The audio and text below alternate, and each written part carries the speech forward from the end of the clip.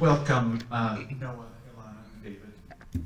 And thank you for being so willing and open to share your experiences with the community tonight. Thank you, of course, to the researchers for the work you are doing. Scientists, no doubt, understand that everything they do is about the people affected. And so it was an extraordinarily generous offer from an extraordinary family that we are able to complement the rich scientific knowledge shared tonight with some very real-world human understanding of addiction and recovery. So thank you three all so much for being here. I'm going to start by asking why you three, and I'm going to ask all three of you, why you chose to share your story tonight. And you weren't asked, I don't think. I think you jumped forward and volunteered. Can I ask you each why this is important to you? Noah, can I start with you? Yeah. Can you hear me? Cool. Yeah. I mean, over the last 18 months, I've turned my life around, and a big part of staying in the middle of that is giving back and wanting to make an impact in someone else's life that was in my place in addiction, and just to raise awareness about addiction and to kind of destigmatize addiction and make it more normalized for your average conversation, so that addicts don't feel shamed and embarrassed and hide in the shadows in their addiction. So that's kind of me in a nutshell.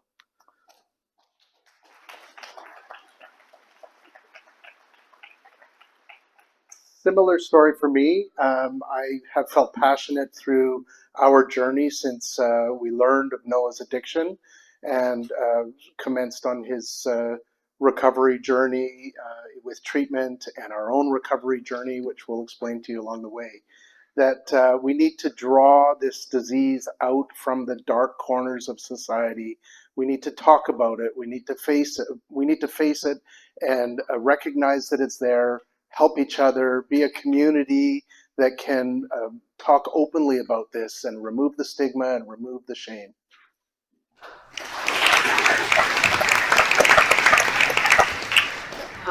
Echoing what my beautiful men said, I just want to add that for me it was incredibly important from the moment we found out about Noah's disease that I would be a voice, so that nobody coming next would be alone and have nobody to talk to, so that any parent who is curious or concerned about their child knows they have a family to come to help guide their way, because this isn't going anywhere and we need people leading the way. So.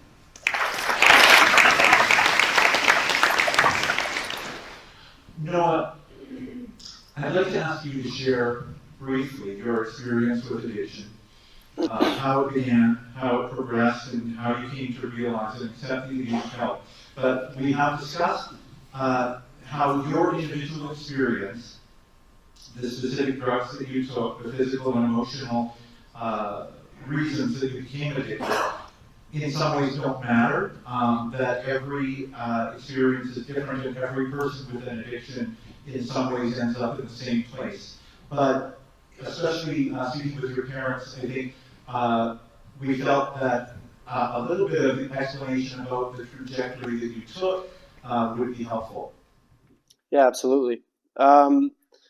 Yeah, I feel like on this topic I could go on for hours about my story, and like you said, the specifics of like the drugs that I took aren't necessarily the most important part. I think that an addict's journey is like a downhill spiral, and it's pretty personally unique to each addict's experience. So I think that it's important to focus on the common denominators, which ultimately lead to unmanageability. So for me, in terms of behaviors, like even before I did any substances and or used drugs or alcohol, I at a very young age was behaving in certain ways that kind of indicated addiction. Like I was lying a lot. I was really obsessed with like fitting in and impressing people, and so I like was a compulsive liar and had a reputation of being, you know, a pathological liar, and in result, like I lost a lot of friends. And so when it came time to being the age of going to high school, I went to a high school where I didn't know anyone, and I had an opportunity to build a new social network, and gravitated towards people that were, you know, skipping school and experimenting with drugs and alcohol. And so when I had my first experience experimenting, I, you know, fell in love right away. Like it was a moment of, you know, this is what was missing the whole time. And from that experimentation stage, it turned into like a dependency very fast, and essentially, you know, became a priority for me. All I did was, you know, focus on doing drugs, and like I'm talking at the beginning, it was just marijuana and alcohol, but it took over from my school priorities, my responsibilities, my family relationships and friendships, and started to cause me to isolate. And yeah, it progressed through high school. You know, I started selling marijuana in high school, and I really embraced the rebellious reputation. And I was, you know, started experimenting with harder drugs like MDMA, and like I said, I'm not going to get too far into the specifics, but essentially, I would always set a limit, like a boundary for myself of like, this is as far as I'm going to experiment, and eventually I would just push back past that boundary and continue to, you know, push the bar higher and higher until I was doing drugs to the point where I, you know, felt like I was beyond repair, and you know, had no hope for like a brighter future, and was damaging my relationships with friends and family. And yeah, that's what led me to my rock bottom. Can you tell us about the moment that you realized that you wanted help? Yeah, I got to a point where I, you know, thought I wouldn't say it was like I had no will to live, but I just felt like I was, you know, hopeless and beyond repair, and just had no vision of a solution. And I knew that with my family knowing, and like I had a lot of friends who, some of them are here tonight, like were starting to pick up on where I was at in life and with addiction, and were suggesting to go get help and go to treatment. So, you know, I reached out to my parents, and we got me into treatment. Yeah. Wow. Elana, do you want my? Take it. Oh, Take the yeah. microphone. Do you have a question? I can give up an answer. Yeah, I mean, it wasn't that Noah reached out and said, I need help. It was that we found him. One of those mommy moments of my son's in trouble, I need to go find him. And I listened to that instinct, and we went to find him. He was staying at my brother's house, who was out of town. And we walked into a reality that we would never in a million years have imagined our son would be in, knowing there was some indication that there was a problem, but we thought it was under control, even though those instincts were there. And we found him, and it was immediate. My son is an addict. I don't want to live like this, is what he said. We said, what do you want to do? Treatment. We called our friend Connor, and he was in treatment 2 days later, and here we are. So it wasn't, most kids are not going to say I'm in trouble.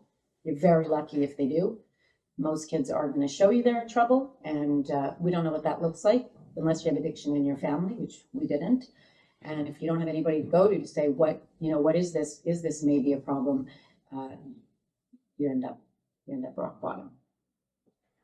Going back a little chronologically, what did Noah's addiction, what impact did that have on your family? What did that look like from your angle as parents? I'll try to be brief. Noah being our oldest, we were sort of had an expectation of what our family would look like and what relationships would look like. And Noah kind of started to slip away, but everybody was like, it's teenagers, right? They're all smoking weed, and they're all, prioritizing things outside the family and prioritizing their peers. But it was really those first friends that he brought home from that new school, which were so far from the boys he had grown up with, that I knew instinctively, like that moment of instinct was, I think we have a problem. But Noah was very masterful at keeping some of the things in place. It wasn't until, it really wasn't until now, having our boy clean and back, did I see what was missing along the way. Those lines that you hear, that drugs take your kids away from you, that is true. They do, it does. It took him away from his brothers. He didn't prioritize his family the way he had up until, he was 14 or 15. He prioritized everything but. And only when we had the next two kids did we see, wow, he really isn't okay. That really isn't normal. There really is something wrong. But kids are in denial. Kids want to, manipulate and tell you they're okay when they're not, and be believed. I will add to that the power of denial is remarkable, because I reflect on the years where we didn't know there was a problem, but there really was clearly a problem. We were in total denial, but it was a bit chaotic, a bit more chaotic than I think other families around. And it had all these features of these addictive behaviors like lying and being dramatic and so on. So lots of red flags were always popping up. There were even times where I asked Noah, is there a drug problem? And Noah would react very violently with, "Are you kidding me? How could you, accuse me of this? I'll go for a drug test," and things like that. So I'm immediately, "Okay, calm down. It's all good." So there was a lot of chaos in the family. There was damage being done over the years that progressed with the progression of the disease, and we're just grateful that he found treatment and recovery. Noah, kids are going to experiment with substances. What would you like them to know? Yeah, I've put a little bit of thought into that and kind of expected to see more kids here. I don't know, that's just me in my head, I guess. But also, while the presentations were happening and I kind of realized that, I also realized that it's not just kids that are addicts, and everybody knows someone that could potentially be an addict, and we all really care about our younger generation. And I would say that I thought a lot about indicators for me at that age, which was a lot about dependency. I think that differentiates a lot from, there's a fine line in between experimenting and dependency. And I know that ideally I'd want to come up here and say don't do drugs, but that's not realistic. And I know that teenagers these days, and myself when I was a teenager, experimented. So certain indicators are, if you're using and you can't stop, like you don't know when to shut it off, like for my experience, people were experimenting on the weekends and I would continue through the week. And when I had intentions of slowing down, I couldn't do it. Certain behaviors, like if you're lying, stealing, isolating, neglecting responsibilities, that's a pretty good indicator. I would say also if you're suppressing your emotions, if you're using it as a coping mechanism, that's not experimental. And that's something that, I'm only speaking from my experience. That's definitely something that I did. And I think the more you don't address your feelings and you don't process them, with a clean or without using drugs, the more they intensify as you suppress them. And that's, I think, contributes to the trajectory of the progression of the disease as well, because the drugs become harder because you need more to suppress more feelings. So yeah, that's a few things from me. Elana and David, you spoke about the stigma. That's one of the reasons you're here. And that, I think, is a factor in, I think you knew that there were other people who knew that Noah was in trouble, but they didn't come to you with that information. What would your advice be to people who, in a situation like that, who think either it's not my place, it's not something we talk about? Yeah, it is your place, 100%, to say something to somebody that you're concerned about. Risk the friendship, risk the relationship, risk the work relationship. Like, do what you need to do to get attention to the people that, like David said, are in denial. We were in denial. People are in denial when their children or their loved ones, parents, siblings, friends, are in trouble. People are in denial until you don't want to know. And if I had had one person say I've been there, I think, would you like to have a conversation? I would have taken it. And, that's what I want to be for somebody. That's what we've been for people since this began. And risk the relationships. Don't, or you're going to risk the one that you love.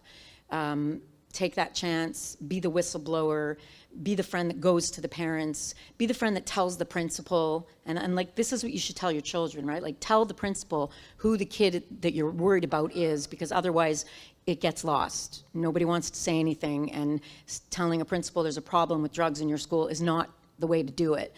The kid will not know they're in trouble, and it will escalate. That's pretty much it for me. I think you covered it off very well.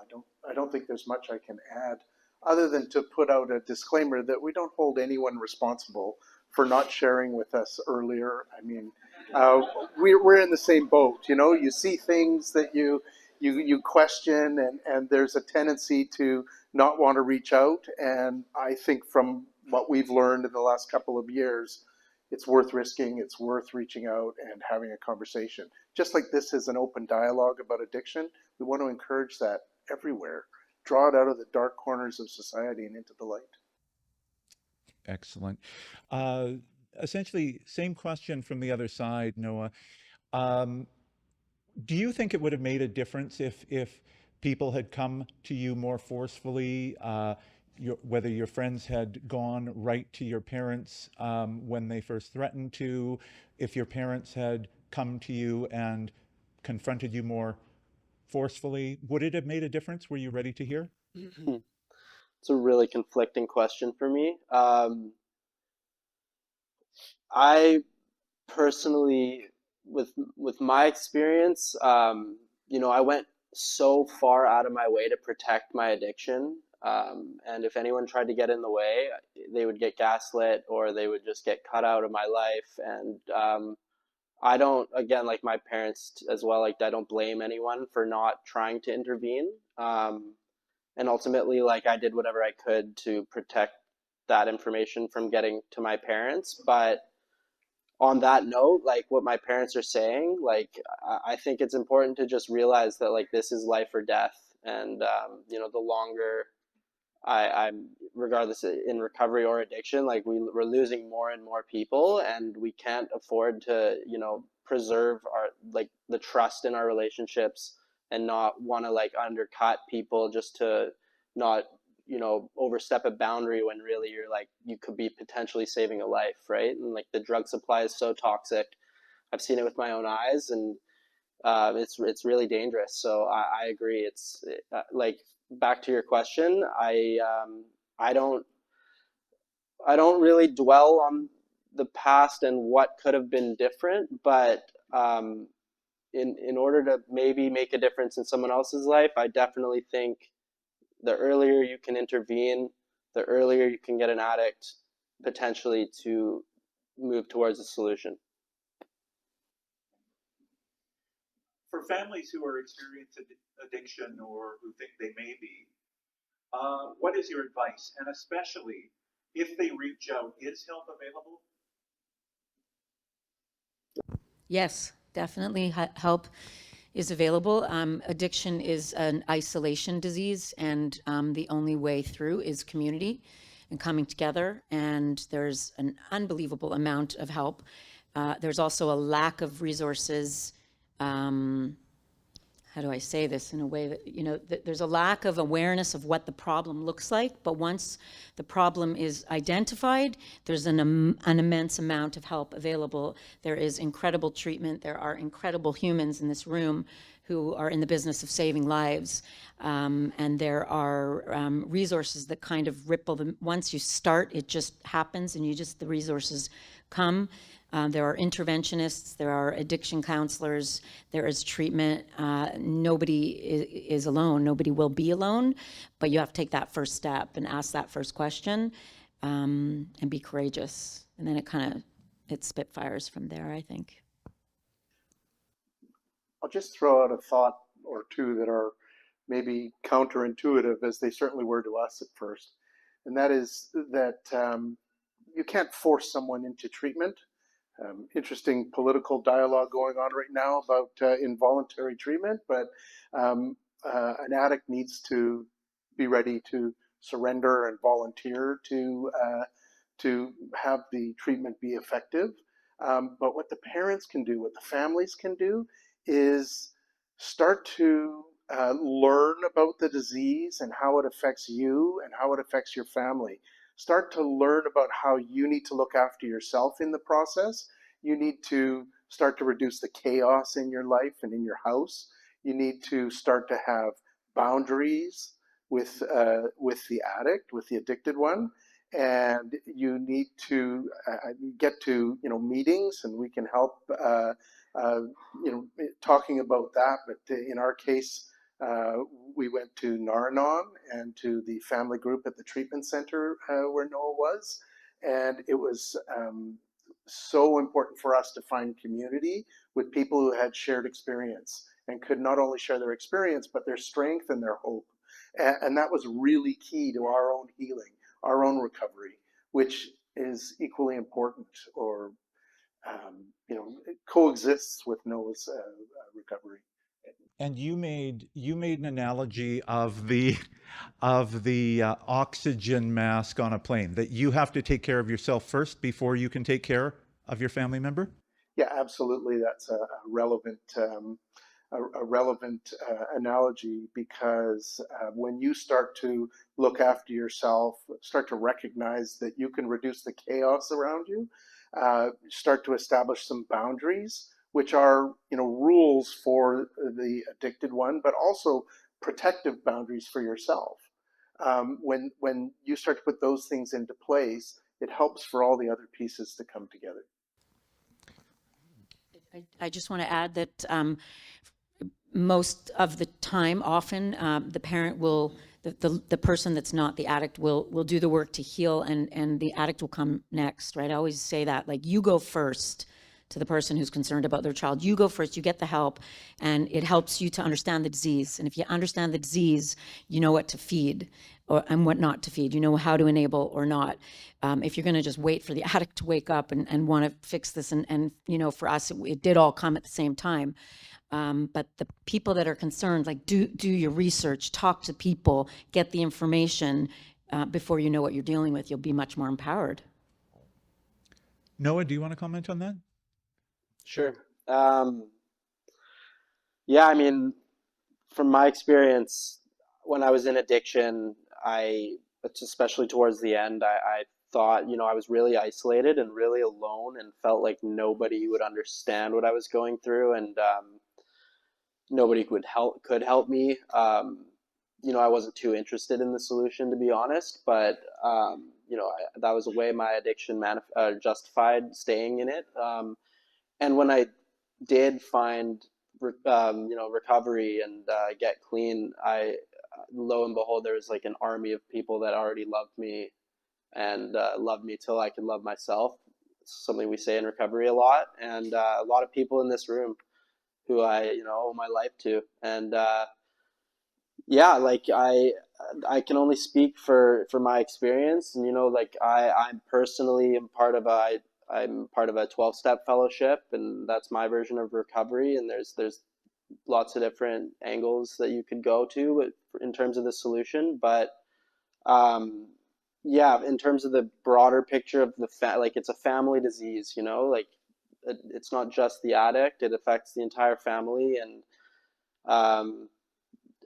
in terms of speaking to the families, like, yeah, if you think that someone in your family is an addict, like, you have to, protect yourself. And unfortunately, like, this disease will cause harm, and if it's hard to get in the way of an addiction. It's almost impossible. So like my father said, like, it's up to the addict. If he or she wants to get clean, that's up to them, but you have to, protect yourself and set those boundaries. And I think it's important to educate yourself on addiction so that you can be able to, meet the addict where they are, and use that vocabulary that, like, isn't so known across the board. So, yeah.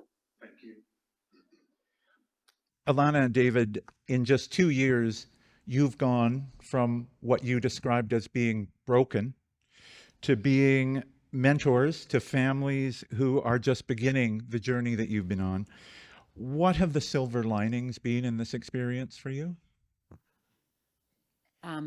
Getting our boy back is the only one that really matters. Giving him back to his brothers and his family and his grandparents and his friends, and bringing him into the light so that he can serve the darkness. I'm hearing now from a lot of mothers who are the mothers of the young men that he works with, and they're saying things about him that I haven't heard people say about my son since he was in grade 7. And again, I don't think you know what you're missing until you get it back, right? That old saying, don't know what you have till it's gone. It's true. I didn't know what was lost really until he's out in the light. And for us to lead the way for, we know 2 families who came through us to treatment, to recovery. So we are doing that flame of lighting the next family who also want to light the next family. So it doesn't stay with us. It inspires everybody. There are people in this room who are doing that.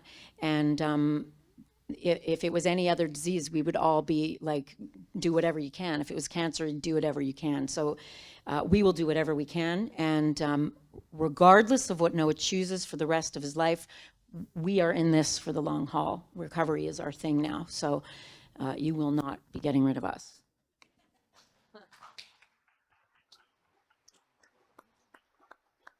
I think Elana speaks to the mama piece much better than I do. And every word she said is absolutely true. However, there are other blessings that come with us learning recovery.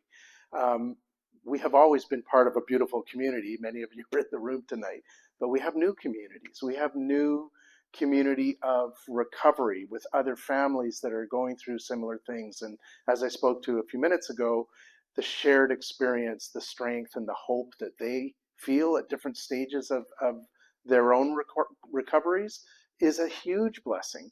The fact that we can get together, when I first went to a family meeting at the door, at the treatment center he was at, I was resentful. It's like a Wednesday evening. I've just finished a full day at work. This is what I'm doing with my time now. He's in treatment and I'm going to meetings with a bunch of other families of addicts. Little did I know that it would be the most rewarding 90 minutes of our week every single week. It is a beautiful experience and it sounds strange as it comes out of my mouth, but it's a beautiful experience to share experiences and feel other people's strength and hope, and to now share our own with others in the room as well. So I could go on a long time. There's lots of blessings of recovery. Our own, I think we are better humans than we've ever been in our lives. Like in our marriage, in our communities, we know we were isolated. We know we pulled back. We didn't know why. We understand it now, but we're better people. We're just better people. I was a people-pleasing, codependent addict myself, and I know that, and I am not that anymore. I am stronger, I am better, and the rewards are immense. From the darkness and despair has come abundance and light, and I know we're just getting started. So Wow. Yeah.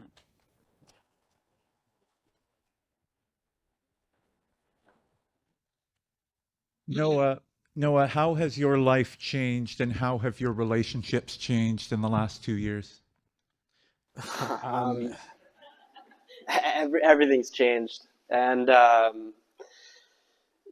it had to. And it took me a couple tries at recovery because I wasn't ready to change everything. I wanted my old life back in some ways, and I was told that doesn't work, and I had to figure that out myself.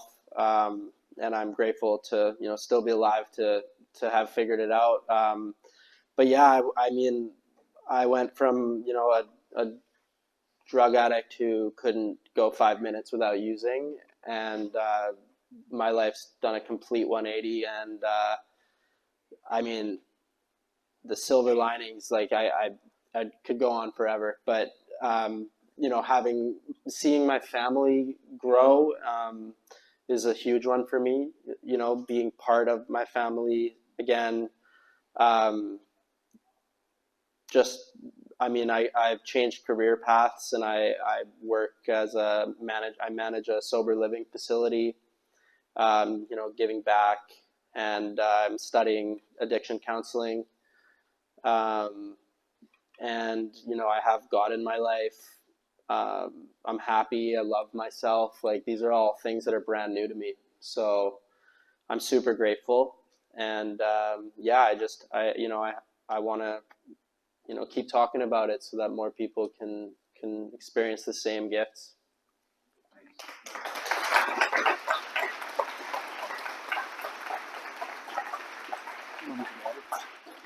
Okay. David, did you want to? Oh. I would just like to ask each of you if there is one thing that you would like everybody here tonight to take away from this conversation. What would you like it to be?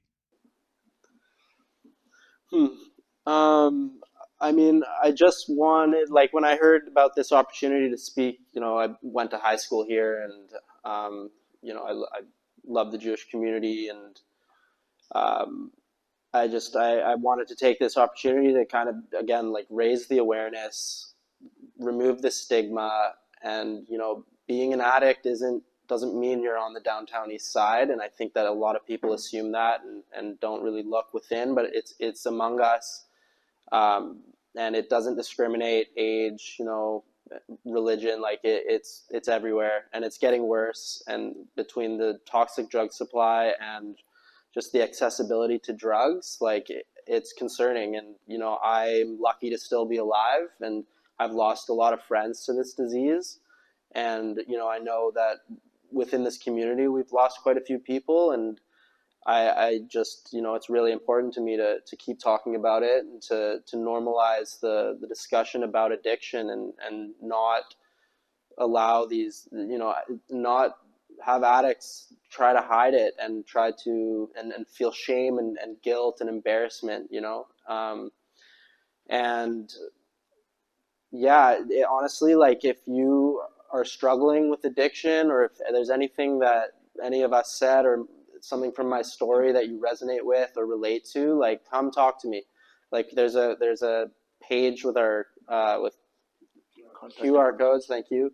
Like, scan it and you get my number, and just reach out, and we can have a chat, because like, you're robbing yourself of, you're putting yourself in danger being in addiction, and you're robbing yourself of an experience that, like, you get a life that you'd never imagine.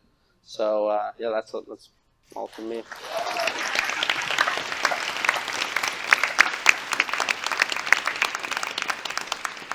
There's not much more to add to that. I would say don't be afraid of talking about addiction. Be afraid of not talking about addiction. It's not going anywhere, and we have to normalize this conversation so that people can come and ask for help if they need it. So my hope from tonight is that each of you took one thing away that maybe may alert you to somebody you know. It may not be your family, right? It may be your neighbor. Your child may come to you and say they're concerned with a friend. One piece of information that may inspire you to go forward. Or, like Noah said, please, like, moms in the room, I've been there. Like, I get it. Not another child on my watch. So call me. And I know David feels the same way. And just that you're here listening is a miraculous blessing. So we thank you all for taking the time truly to be with us.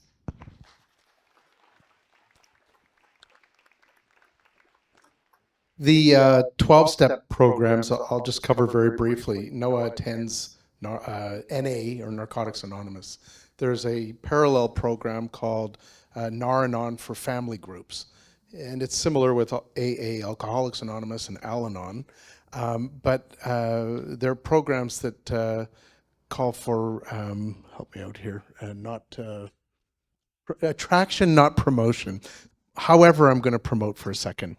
And just mention that if you find yourself in a chaotic environment with chaos in your house, and you see lying and manipulation and these other signs of addiction, you see drug use, you see repeated drug use, don't hesitate to get yourself to a meeting. Reach out to us. We can point you in the right direction. Go to a meeting, try it out. You'll find community there. You'll find compassion. You'll find love. You'll find support and other people's experience that will help you get through those challenges. And I think we've covered it.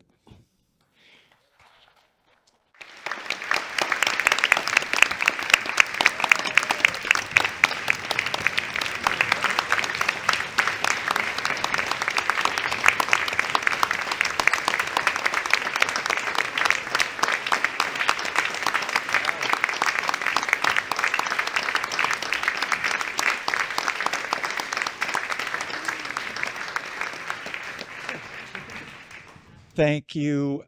Thank you three so much. I know that I speak clearly on behalf of everybody. That was an incredibly profound, moving conversation. Thank you three so much. You're an extraordinary family.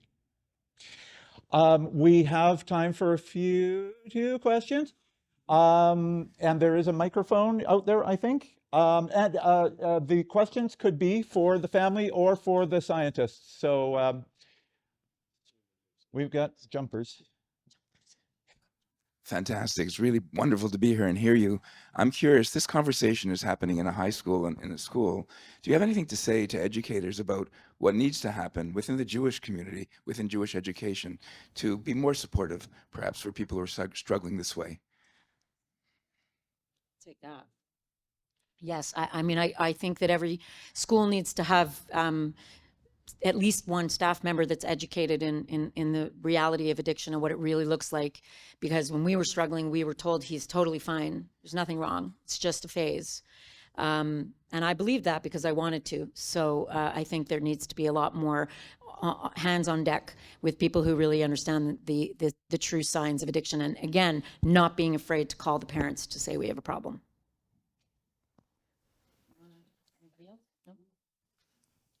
No, my boy. What do you say to your old friends from very way back when, before this started, and who may have seen you go through it and didn't know, and who are no longer part of your lives? What do you say to them now? Have you reached out to any of them? Have any of them reached out to you? Are you like specifically from elementary school?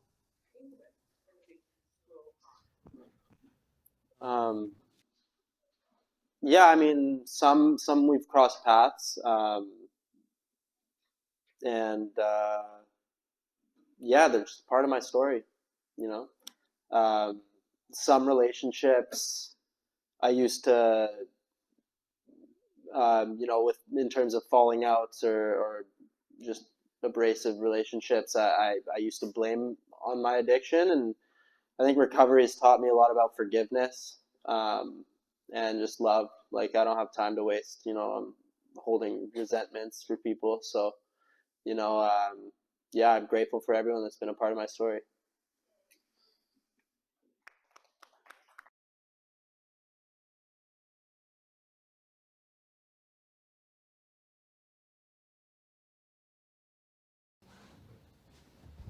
First of all, I would like to say thank you because we gained a lot of knowledge today, and thank you as a family that you are so open about it.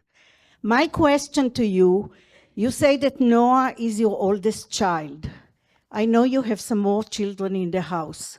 How did you explain it to your brothers, what was happening? I'm actually glad you asked that. It was something I was kind of thinking about talking about, just like as an older sibling, like the influence we have on our younger siblings. Like, thank God, I was so bad. I think my brothers thought I was just kind of crazy, and weren't inspired by my substance use. But I didn't, when you're in addiction, you're in such a tunnel vision that you don't really think about the harms you're causing other people and the impact you're making on your relationships with family. And, I know that I caused a lot of harm towards my brothers. And that's something that, I'm looking to make living amends for the rest of my life.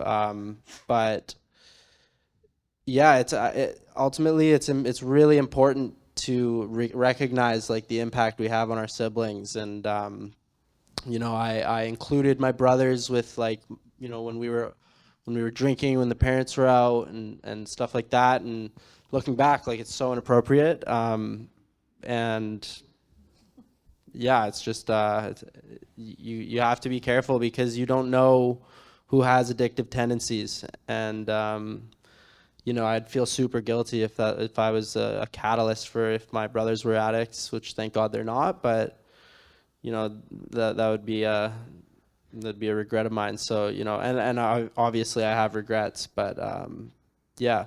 Thank you for that question. Well, we've got one final question from the corner.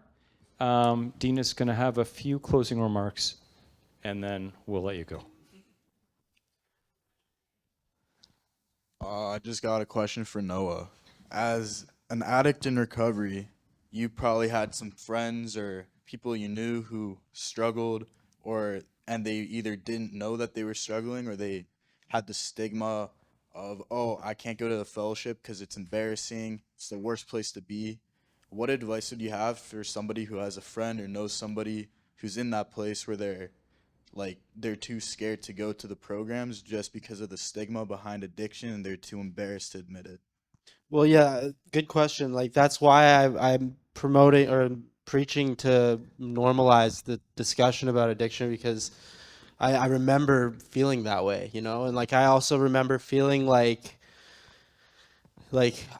there'd be no more fun anymore, like that's what addiction does. It's like I could be doing lethal drugs, and when I think about getting clean, it's like, oh, but then I won't be having fun, when in reality addiction wasn't fun either. So there's an analogy, or there's a cliche we say in recovery, and it's addiction is giving up everything for one thing. Is that right? No. Yes, addiction is like giving up everything for one thing, and recovery is giving up one thing for everything. And so back to your question, like I would I would just get him in touch with people that have changed their life through the fellowship. Addiction, the opposite of addiction is connection. And, when we're in isolation and when we're in addiction, we're alone in that world, regardless of how many people are physically around us. And it takes people who understand what addiction is and who have been through it themselves to really be able to like show that empathy and love someone for being an addict. And it takes that stigma away. Because being a young man or woman who's an addict, you feel ashamed and embarrassed, and it shouldn't be that way. So that's why great question.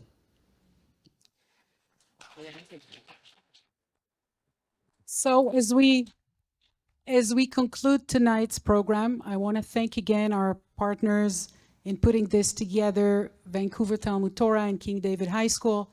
I want to thank our presenters who came all the way from Jerusalem, our presenter from Toronto, dear family, also the volunteers, the following volunteers: Jennifer Schechter-Bailing, Debbie Tabenkin, Carol Sachs, Shira Wachtel. Thank you all for your help. Please, if you know somebody that may benefit from continuing the conversation confidentially with the family, we left you the information on the chair. Take it, give it to them.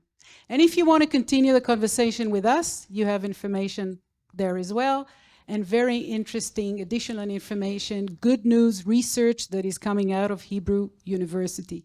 You may stay longer to continue the conversation. Have a good evening.